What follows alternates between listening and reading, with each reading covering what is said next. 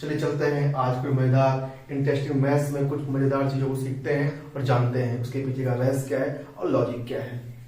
चलिए जैसे कि देख रहे हैं आप लोग 1 की पावर 0 इक्वल टू 1 पावर 1 लिखा हुआ है। इसका क्या मतलब 0 इक्वल टू 1 क्या ऐसा होता है?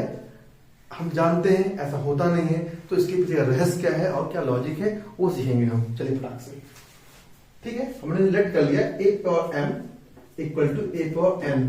क्लियर है? दोनों का बेस सेम है, पावर अलग अलग है, ठीक है।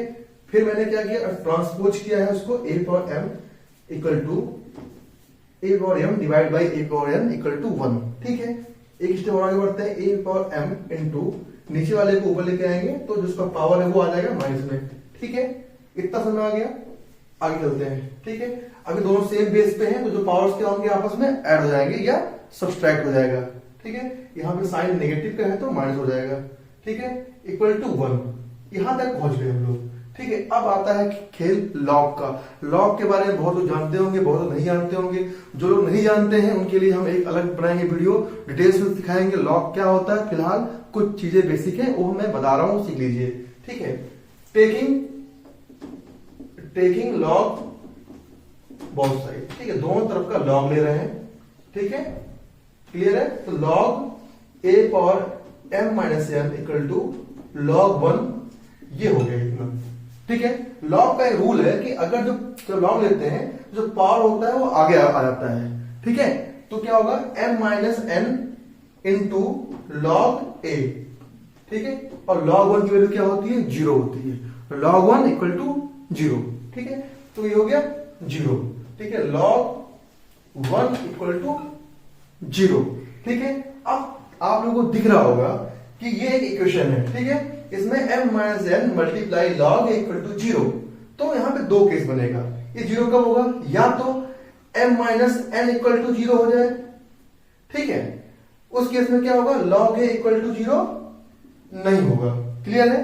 अगर m minus n equal to 0 है इसका मतलब क्या? m इक्वल टू n है।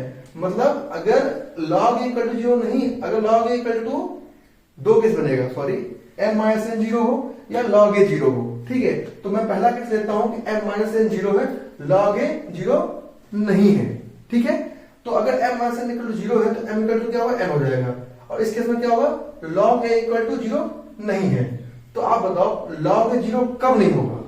log a 0 तब नहीं होगा जब a की वैल्यू 1 नहीं होगी, ठीक है। इसका मतलब क्या है? जब a की वैल्यू 1 नहीं होगी तो m इक्वल टू n होगा। मतलब क्या है कि जो हमने पढ़ा है एक्सपोनेंट वो 1 के लिए वैलिड नहीं है। मतलब अगर बेस 1 है, ठीक है, तो उसके जो पावर से वो इक्वल नहीं होंगे, ठीक है। इक्वल तभी होंगे जब उसका बेस 1 नहीं होगा। क्लियर है? क्लियर दिखा है? m इक्वल टू n है। m इक्वल टू मतलब दोनों एक्सपोनेंट या दोनों पावर्स आपस इक्वल है। कब इक्वल है? जब a जो है 1 नहीं है। इसका मतलब ये जो चीजें हैं वो a इक्वल टू 1 के लिए वैलिड नहीं है। क्लियर है? तो इतना ही। ऐसे बहुत ही मजेदार इंटरेस्टिंग मैथ्स के लिए लाइक कीजिए, सब्सक्राइब कीजिए और मस्त रहिए। और आगे ऐसे ही बहुत सारी वीडियो आते रहेंगे। जय हिंद, जय भारत।